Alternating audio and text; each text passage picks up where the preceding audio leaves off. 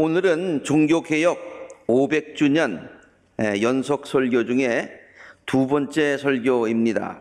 지난번 첫 번째 설교에서 우리 종교개혁의 가장 중요한 그런 주제가 무엇인가를 살펴보았는데, 그것이 신앙의 본질을 회복하는 것이다. 신앙의 본질을 회복하는 그것이 종교개혁의 그런 가장 중요한 의미였다라고 하는 것을 살펴보았지요. 이번에는 그 신앙의 본질을 회복하는 그런 신앙운동, 종교개혁이 일어나게 되었는데 그 운동을 일으키는 원동력이 어디에 있었느냐, 어떻게 그 운동이 시작되었느냐라고 하는 말씀을 좀 나누는데, 그 해답이 무엇이냐면 하나님의 말씀을 통해서 그 운동들이 일어났다. 하나님 말씀으로 돌아가는 운동, 하나님의 말씀으로 깊이 들어가는 그 일들을 통해서 이런 신앙 본질을 찾는 운동들, 종교개혁, 신앙개혁이 일어나게 되었다라는 것을 이제 살펴보려고 하는데, 좀 내용이 좀 많기 때문에 오늘과 그 다음 시간, 다음 주일까지 두 번에 걸쳐서 이렇게 말씀을 통해서 신앙 본질의 회복 운동이 일어나게 되었다라고 하는 그런 말씀을 전하려고 합니다. 기억하시겠습니다마는 첫 번째 설교에서 저는요, 종교개혁이라고 하는 것을 산불에 비유하여 설명했죠. 산불에 비유했어요. 물론 마틴 루터에 의해서 그 산불이 유럽 전체에 번지기는 했지만은 마틴 루터가 처음으로 종교개혁을 일으킨 사람은 아니었다. 마틴 루터 이전에도 종교개혁의 불길은 여러 차례 일어났었던 적이 있었다라는 말씀을 드렸어요. 여러 가지 상황이, 그때는 그 때가 안 됐어서, 하나님의 때가 안 돼서 번져가지는 않았지만은, 그러나 그 전에도 그런 일들이 있었다라는 말씀을 제가 첫 번째에 드렸습니다. 그런데 그 모든 종교개혁, 우리가 신앙개혁이라고도 볼 수 있는 그 불씨들이 일어나게 된 공통적인 계기가 있었다는 거예요. 그 모든 운동들이 시대가 다르고 사람이 달랐지만은, 그러나 그 신앙운동이 일어나게 되는 그런 공통적인 그런 모티브, 공통적인 원인, 계기가 있었다고 하는 거예요. 그것이 바로 말씀으로 돌아가려는 운동이었던 것입니다. 말씀으로 돌아가려는 운동.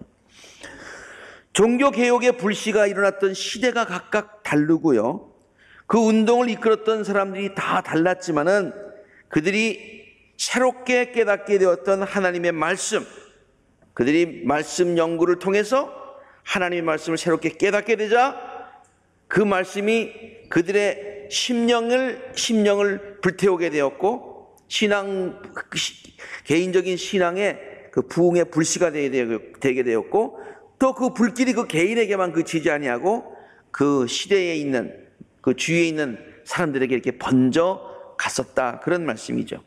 이것을 한번 그림으로 표현하면, 성경을 이렇게 연구하다 보니까 그 말씀이 나를 다시 깨우는, 나의 신앙을 불일으키는 각 불씨들이 되게 되었다, 그런 얘기죠. 마틴 루터 종교개혁 150년 전에 영국에서 적지 않은 산불이 일어났었다라는 얘기를 지난번에 말씀드렸어요. 종교개혁이 언제 일어났어요? 잘 기억이 안 나시면 금방 올해서부터 2017년에서 500년 빼면 되죠. 500주년이니까 1517년에 종교개혁이 마틴 루터에 의해서 이제 전체 유럽의 산불로 번져가게 되었는데, 그것보다 150년 전으로 갔을 때, 그때의 영국의, 유럽 전체를 해서 영국의 유럽의 코너에 있는 영국에서 산불이 일어났었다. 그 불을 일으킨 사람이 존 위클리프라고 하는 그런 사람이에요. 그러면 그때 그 산불이 왜 일어나게 되었을까? 종교개혁의 불씨가 왜 일어나게 되었을까? 살펴보니까 그도 성경을 연구하다가 그 당시 교회에서 가르치고 있는 많은 것들이 성경과 다르다고 하는 사실을 깨닫게 되었다고 하는 거예요. 자기가 생각할 때 이거 옳다 그러다가 아니라 성경을 보니까, 옛날에는 몰랐는데 성경을 더 깊이 보니까 그것을 깨닫게 되었다는 거죠. 존 위클리프는요, 영국의 욕셔라고 하는 곳에서 태어났고요. 그 영국의 그 당시 지금도 명문입니다만은 옥스퍼드에서 공부를 하고요.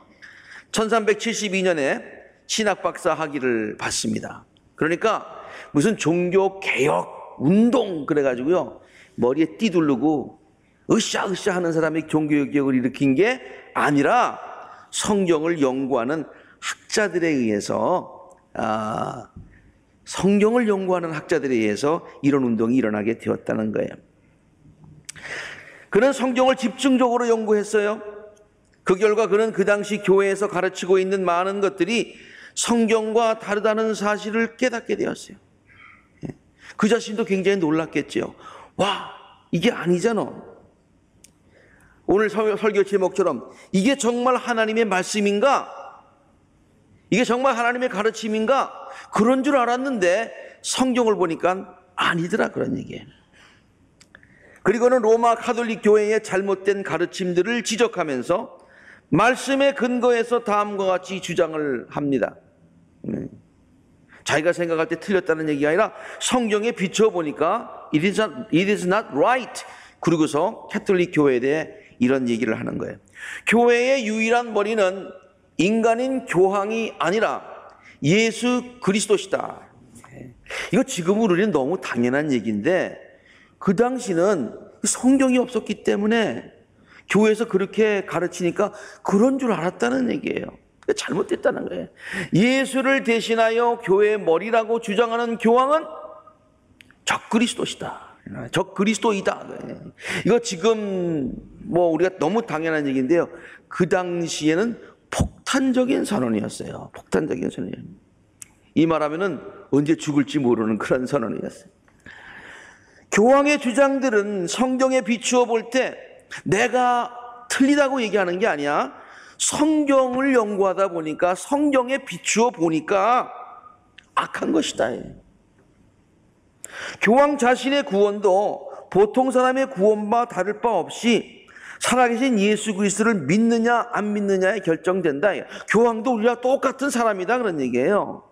우리가 예수 그리스도를 믿어서 구원받듯이 교황도 예수 그리스도를 통해서 구원받는 것이 가시지, 그가 무슨 구원의 열쇠를 쥐고 있는 사람은 아니다, 그런 얘기예요.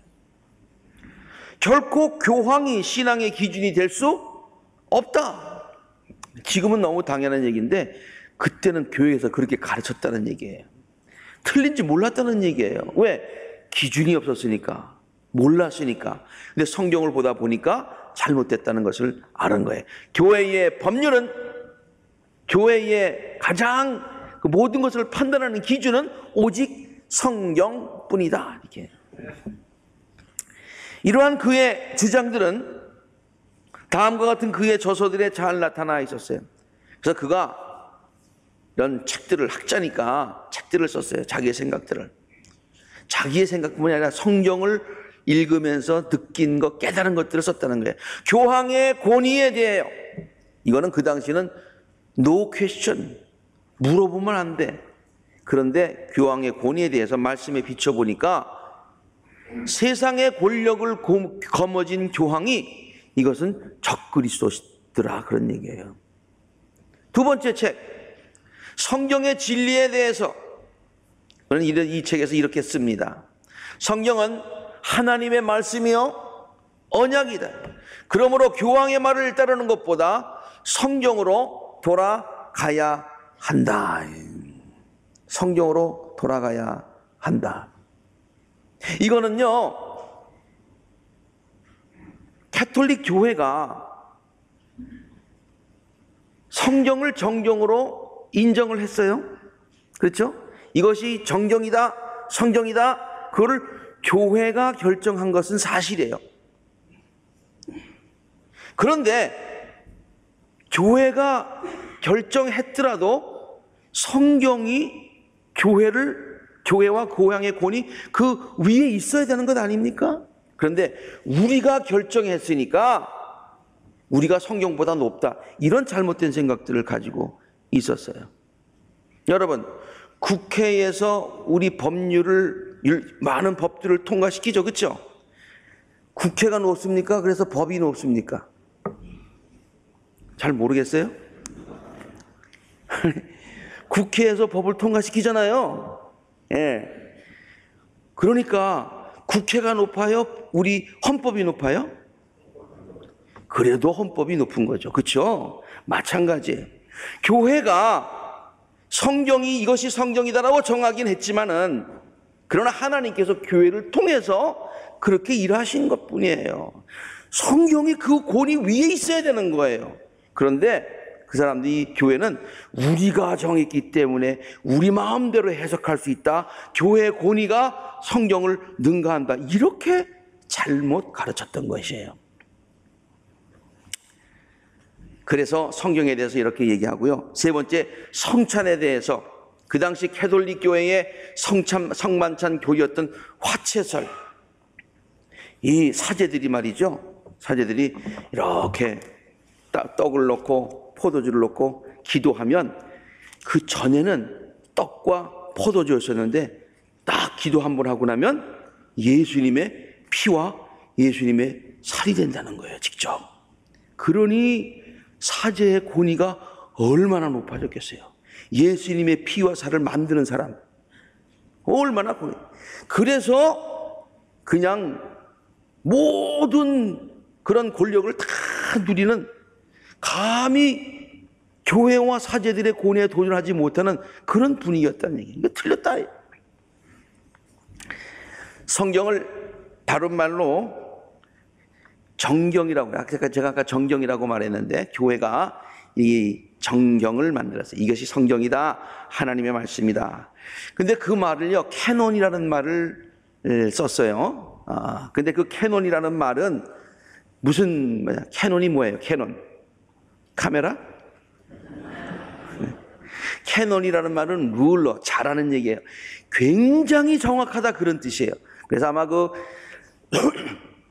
카메라 캐논도 무지무지하게 정확하다, 그런 뜻으로 아마 캐논이라는 말을 썼을 거예요. 그래서 이 잘하는 헬라어에서 캐논이라는 말을 썼죠. 자가 모든 것을 재는 기준이 되듯이 하나님의 말씀이 모든 것을 다 재는 기준이고 기준이어야 한다, 하나님의 말씀이 캐논이라, 그런 뜻이죠. 모든 것은 변해도 하나님의 말씀 캐논은 변하면 안 되는 거예요. 여러분, 이 자를 제가 가져왔습니다만은, 이 자는요, 여기서부터 여기까지의 거리를 제가 지금 재봅니다. 9인치. 이거 일부의 배 때도 9인치였는데 지금도 9인치네. 시간이 지난다고 바뀌는 게 아니에요. 똑같아요. 이거는 정확한 거예요. 정확한 거예요. 오늘 본문 말씀 보세요. 모든 육체는 풀이요, 모든 것이 다 시들고 그렇지만은 풀은 마르고 꽃은 시드나 하나님의 말씀은 영원히 서 있다. 이게 오늘 본문 말씀 아닙니까? 이사야서의 말씀이죠. 예수님께서도 마태복음 5장에 뭐라고 말씀하셨어요? 내가 진정으로 너에게 말한다. 천지가 없어지기 전에 율법은 1.1획도 없어지지 아니하고 다 이루어진다. 1.1획도 변화하는 것이 아니야. 이게 캐논이야, 캐논. 그런데 위클리프가요, 바로 뭘 공부하기 시작하냐면 이 캐논을 공부하기 시작한 거예요. 정말 하나님의 말씀이 뭔가, 변하지 않는 진리가 뭔가라는 것을 연구하다 보니까, 이게 캐논이구나, 이게 하나님의 기준이구나 라는 것을 발견하게 됐어요. 그리고 나서 이 캐논 가지고 그동안의 교회 가르침들을 다 재봤어요. 그러니까 치수가 다 안 맞아. 안 맞는 거예요. 그것뿐만이 아니에요. 그것뿐만이 아니에요. 교회가 얘기하는 가지고 있는 이게 캐논이다라고 얘기를 했는데 교회는 그동안 이 캐논을 이런 줄자, 변하지 않는 줄자를 가지고 있었던 게 아니라 이런 자를 가지고 있었어요. 저도 이거 지금 1인치 해가지고 쭉 썼어요. 요거하고 똑같은 거예요. 요렇게 보면 똑같습니다. 그래서 요렇게 재보니까 여기서부터 여기까지 9인치가 맞아. 그런데 그동안 캐톨릭 교회는 이렇게 변하지 않는 자를 가지고 있는 게 아니라 말씀 위에 서 있다고 생각하니까 지 마음대로 늘렸다가 줄였다 하는 거예요. 그래가지고 여기까지가 9인치인데요. 아니라는 거야. 4인치라는 거예요. 4인치. 그게 왜 4인치냐? 봐라. 교황이 잡아당겼잖냐. 4인치야 4인치. 앞으로 4인치 아멘. 그리고 다 프랙티스하네. 이거는 자 자체도 잘못되었고 자를 제대로 공부해 보니까 모든 프랙티스가 다 잘못됐어요. 그래서 반박한 거예요. 그래서 저항한 거예요. 그리고 나서 위클리프는 뭐 어떻게 생각했냐면은 야, 이거 나 혼자만 주장해서는 안 되겠다. 이 자를 정확하게 만들어 가지고 모든 사람들이 다 쓸 수 있는 자를 많은 사람들에게 보급해야 되겠다.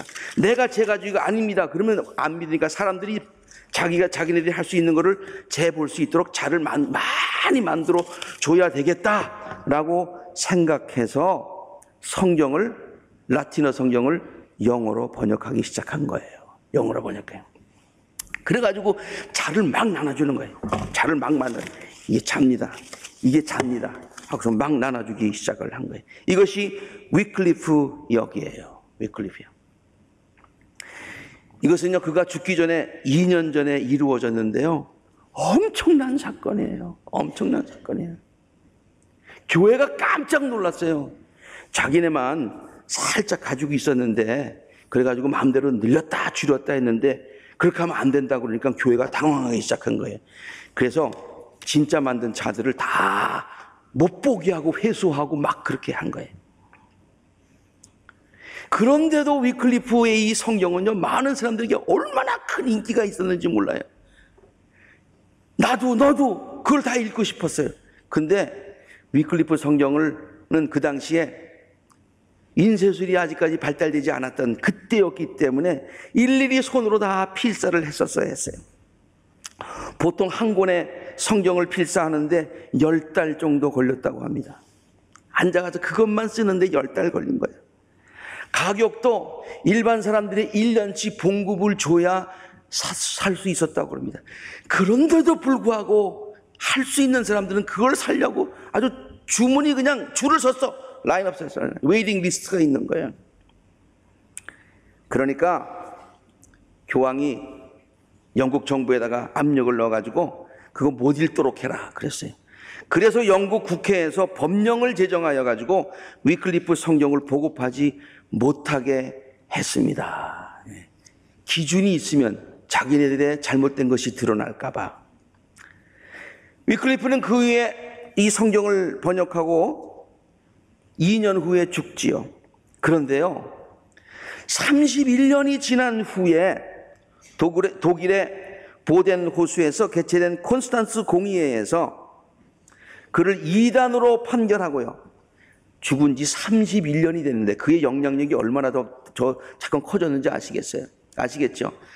31년 후에 그를 이단이다 라고 정죄를 하고, 그리고 그가 저작한 모든 성경책들을 다 모아가지고 그걸 전부 다 쓴 거란 말이에요. 얼마나 귀한 성경책들이 그걸 다 모아서 불을 살라 버렸어요. 뭐 아직까지 남아있는 게 몇 권 있는지 잘 모르겠지만 그때 다 불살랐어요. 그래도 화가 안 풀렸는지 교황은 그가 죽은 지 44년이 지난 후에, 그러니까 그 책 다 불태우고 10년 이상이 지난 후에 그에 대해서 형을 집행하도록 명령을 했어요. 그래가지고 무덤을 파서요, 시신을 꺼내가지고 부관 참시라는 거 아시죠? 네. 그냥 그 시신 다 지금 썩은 그 시신을 불태워서 가루를 다, 뼈를 다 해가지고요, 태운 다음에 재를 스위프트 강가에다 쏟아 버린 거예요. 아주 그냥 흔적과 자취를 없애버리려고 했다, 그런 얘기예요.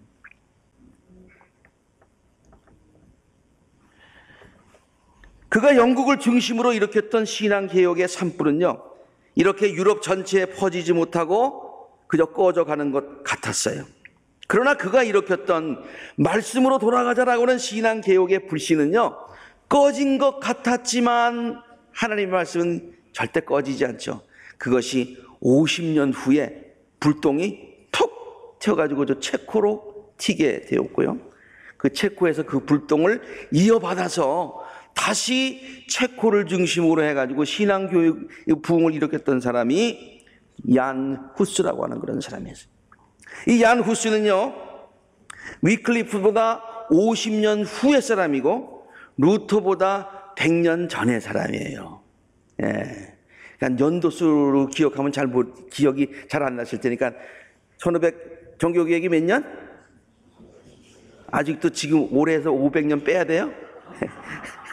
1517년에서 저 500년 전에 얀 후스가 죽었다, 그런 얘기예요. 그때 사람이에요. 그러면 그가 어떻게 종교개혁을 일으키게 되었느냐?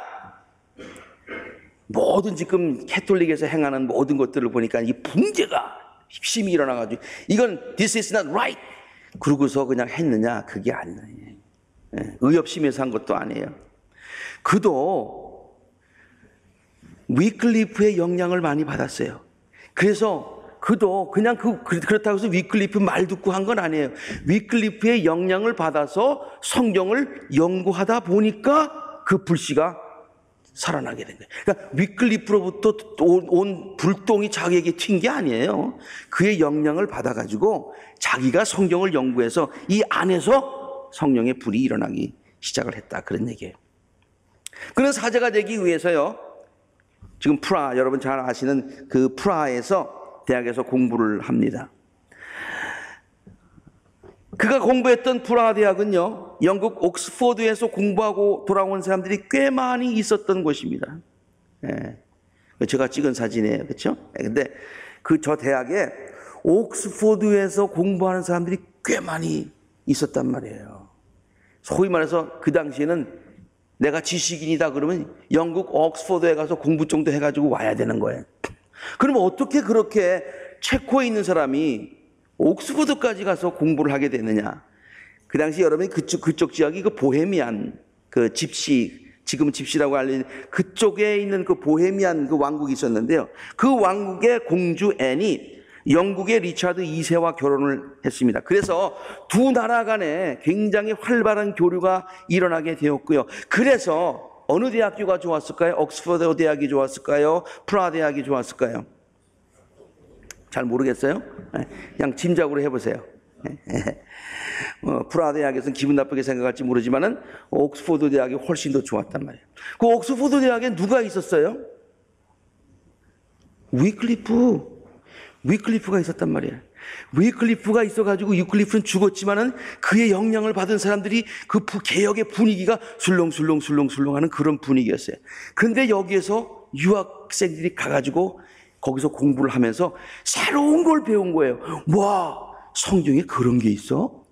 교회 가르침이 틀렸어? 라고 하는 그런 분위기를 느끼고 공부하고 온 거예요. 그리고 존 위클리프의 그 책을 나중에 태우긴 했지만 그 책을 읽고서 영향을 받은 거예요. 그 영향을 받은 사람이 야누스예요. 야누스가 그 책을 읽고 영향받고 그걸 또 체코말로 번역을 해가지고 많은 사람들한테 막 돌린 거예요. 분위기를 아시겠죠? 그리고 나서는 성경을 연구해 보니까 이게 틀린 게 너무 많아. 아, 나도 자를 만들어야 되겠구나. 위클리프가 한 것처럼. 그래서 이 얀 후스도 체코말로 성경을 다 번역을 해가지고요. 그래가지고 체코에 있는 사람들, 거기에 있는 사람들에게 이게 성경을 자를 막 돌린 거예요. 이게 진짜 자야. 이게 진짜 자야. 그동안의 자는 틀렸어. 그거 다 보급을 하기 시작을 한 거지요.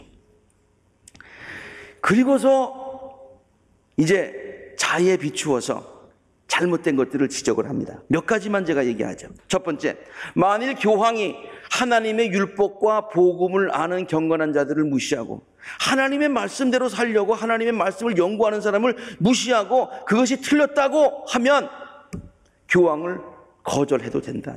교황 말 안 들어도 된다. 그런 얘기예요. 세 번째를 볼까요? 교황이 그리스도를 섬기는 일에 세상의 장사꾼들처럼 자기의 부귀와 영화를 위해서 교회만 크게 세우기 위해서 사람들에게 거짓말을 하고 돈을 하고 뭐 이런 일들을 하게 되면 교황을 향해서 대항해도 된다. 대항해야 된다. 그런 얘기예요. 이것은 단순히 루스 한 개인의 의견이 아니었어요.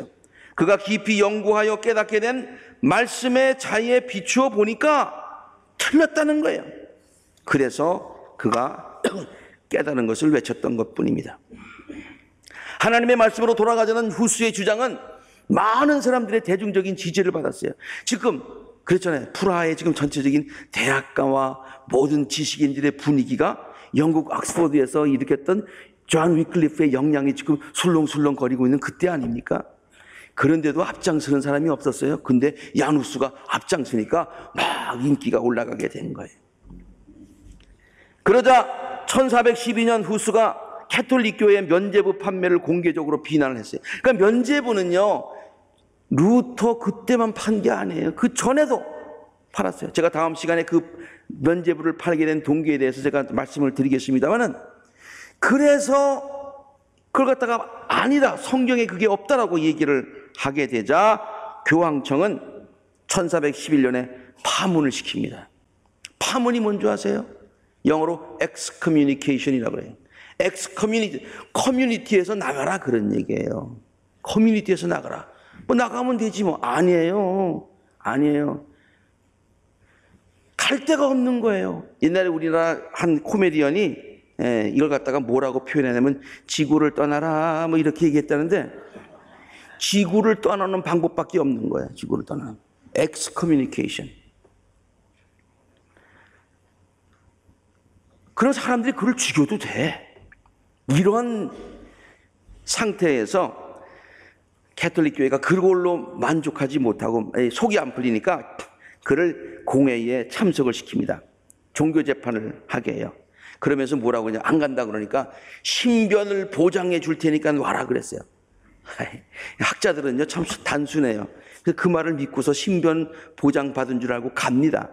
가는데 거기서 화형을 그냥 처해버리는 거예요.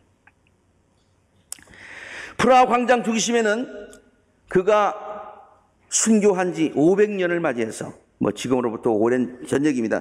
500주년을 맞이해서 세워진 후스 동상이 거기에 있고, 여러분 프라하에 뭐 관광 가보신 분들이 있겠습니다만 그저 그냥 슬쩍 지나가고 그렇지만은 저 광장 이름이 프라하 광장이에요. 저 후스 광장이에요.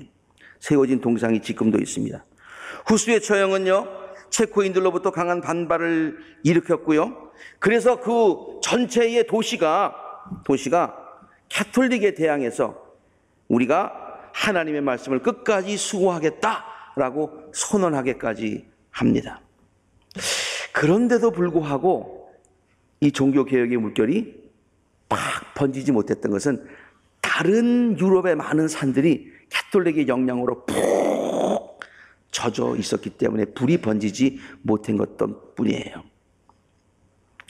그 당시 후스를 재판하면서요, 어느 후스 편에서 변화했던 한 사람이 다음과 같이 말한 것이 유명한 말로 남아있습니다. 우리는 지금 한 마리의 거위를 불태우고 있습니다. 근데 후스라는 말이 그 체코말로 거위라는 말과 발음이 비슷하다고 합니다. 제가 체코말을 몰라서 정확하게는 모르겠지만 비슷하다고 해요. 그래서 한 마리의 후스를 불태우는데 조금 발음을 이렇게 하면 거위를 불태운다는 말로 돼요. 그러나 앞으로 100년 후에 거위가 아니라 백조가 나타나게 될 것입니다. 그렇게 예언을 했다는 거예요. 물론 멋진 웅변조로 얘기한 것이지만은 하나님께서는 그 사람의 입을 통해서 놀라운 역사를 일으켰는데, 그때 100년 후에 나타난 사람이 누구였을까요? 네, 마틴 루터다, 그런 얘기예요. 우연의 일치가 아니겠죠. 하나님의 귀한 섭리지요.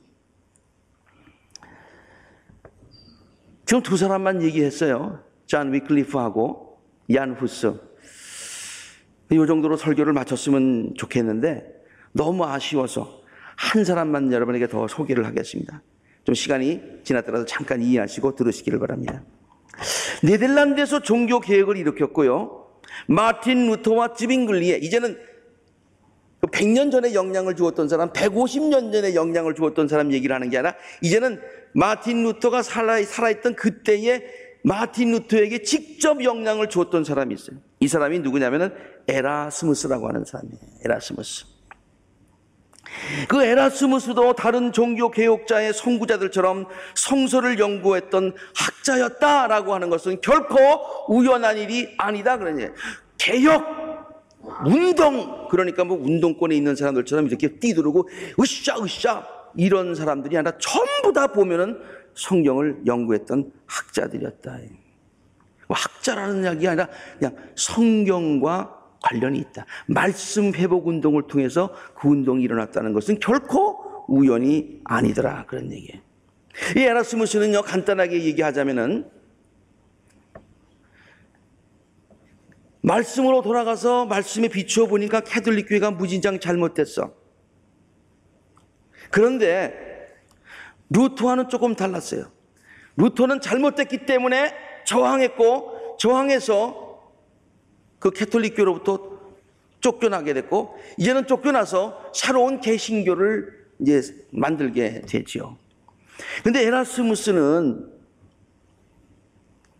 캐톨릭이 잘못된 것은 알았지만은 그렇게 루터처럼 나가지 말고 다른 걸 만들지 말고 우리 안에서 개혁을 해보자.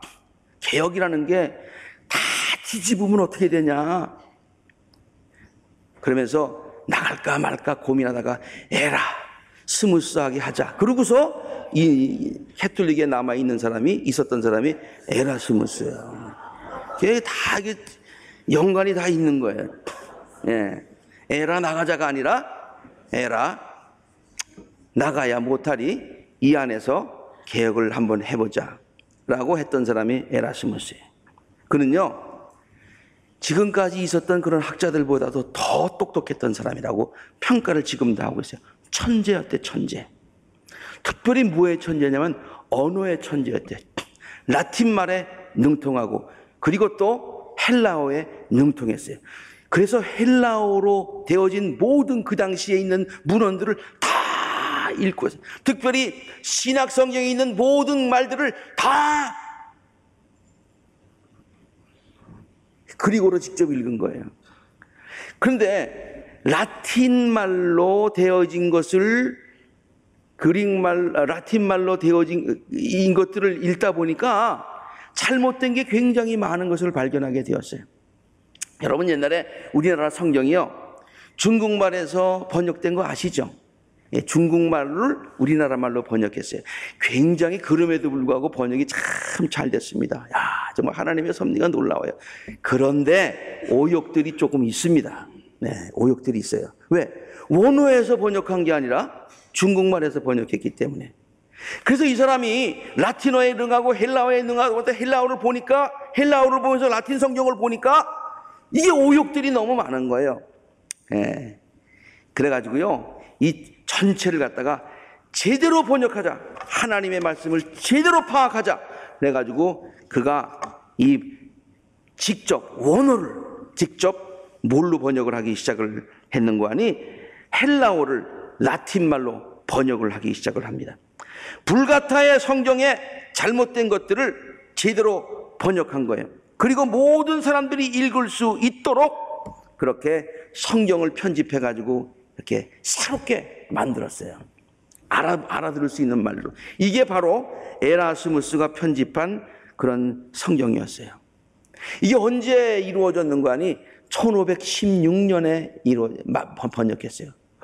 뭐 또 연도가 나오니까 골치 아프다 그렇게 생각하지 마시고 종교개혁이 언제 일어났어요? 1517년. 누가? 마틴 루터가. 저건 몇 년? 16년. 차이가 몇 년? 예. 마틴 루터가 읽었을까요? 안 읽었을까요? 읽었어요. 마틴 루터에게 영향을 줬을까요? 안 줬을까요? 마틴 루터에게 영향을 준 거예요. 이렇게 성경을 제대로 읽자, 하나님의 정말 이것이 말씀이냐 연구해보자, 말씀 속으로 깊이 들어가보자 라고 하는 그 모든 운동들이 운동들이 종교개혁가들의 심령을 불태웠고 그 열정이 종교개혁을 일으키게 되었다. 그런 말이에요. 이제 제가 결론을 맺습니다. 이렇듯 모든 종교개혁가들의 신앙개혁운동, 그 모든 것들은 단순히 그 사회에 대한 불만 때문에 일어난 것은 아니었던 것을 우리가 잘 압니다. 또한 그들의 창의적인 생각으로 시작된 것도 아니었습니다. 그것은 말씀의 능력 때문에 자연스럽게 일어났던 그런 신앙개혁 운동이었던 것을 우리가 깨닫게 됩니다. 하나님은 신실한 당신의 사람들을 그때마다 택하시고 그들로 하여금 하나님의 말씀을 연구하게 하셨습니다. 그리고 그들이 깨달은 하나님의 말씀은 그들의 심령의 부흥의 불길을 일으켰어요. 이것은 사람이 위대하기 때문이 아니라 하나님의 말씀 그 자체에 큰 힘과 능력이 있는 줄로 믿습니다. 하나님의 말씀 자체에 능력이 있는 거예요. 그래서 그 말씀을 연구하다 보니까 그 말씀이 옛날에 이렇게 묻혀 있었는데 그 말씀을 자꾸만 파다 보니까 말씀이 쫙 힘이 생기게 되고 그 심령을 변화시키고 그 사회를 변화시키고 이렇게 됐다. 히브리서 4장 12절에 있는 말씀 함께 같이 뜻을 생각하면서 읽습니다. 시작. 하나님의 말씀은 살아있고 힘이 있으며 어떤 양날 칼보다도 날카로워서 사람 속을 꿰뚫어 혼과 영을 갈라내고 관절과 골수를 갈라놓기까지 하며 마음에 품은 생각과 의향을 가려냅니다. 오늘날 우리들의 심령과 삶에 새로운 변화가 일어나야 된다. 교회의 변화가 일어나야 된다. 교회가 갱신되어야 된다. 라는 말을 하는데 원리는 간단한 거예요. 옛날이나 지금이나 동일한 거예요. 말씀 속으로 깊이 들어가야 되는 줄로 믿습니다. 말씀 속으로 깊이 들어가야 되는 거예요. 오늘날 우리들과 교회를 향하신 하나님의 말씀이 무엇인지 바로 깨달아 알아야 되는 거예요. 하나님의 말씀을 바로 깨달아야 알아야 되는 거예요. 다음 시간에 제가 계속해서 말씀드리겠습니다만 오늘날의 문제는 옛날에는요 말씀이 없어서 몰라서 기준이 없어서 그래서 잘못됐어요. 그 교회가 엉뚱한 얘기를 전해줬기 때문에 문제였어요. 그런데 요새는 말씀이 너무 많은 거예요. 그리고 그 말씀들을 말이죠 너무 많은 사람들이 내가 복음으로 다 해석을 하는 거예요. 자기 마음대로 다 해석해. 그래서 진짜로 오늘 성경 말씀, 오늘 제목처럼 이것이 정말 하나님의 말씀인가 혼돈될 때가 많이 있어요. 네. 그래서 우리가 우리를 향한 하나님의 말씀, 우리 교회를 향한 하나님의 말씀, 이 시대를 향한 하나님의 말씀을 정말 진지한 마음으로 신실한 마음으로 성경을 봐야 된다 이 말이에요. 그리고 깨달아야 된단 말이에요. 그러면 그 말씀이 우리의 심령을 살리고 교회를 살리는 역사가 있게 되는 줄로 믿습니다. 그 말씀이 어떤 양날 칼보다도 더 날카로워져서 우리의 속을 꿰뚫고 영과 혼을 갈라내게 되고 관절과 골수를 갈라놓기까지 하며 마음에 푸는 생각과 의향을 갈라내게 하는 놀라운 역사가 우리들의 심령 가운데 일어나게 될 줄로 믿고요. 우리 교회에 그런 역사가 다시 한번 부흥의 역사가 일어나서 하나님께로부터 인정받고 쓰임받으며 많은 세상 사람들로부터 사랑과 존경을 받는 세상의 등대와 소금의 역할을 다시 감당하게 될 줄로 믿습니다. 함께 기도하시겠습니다.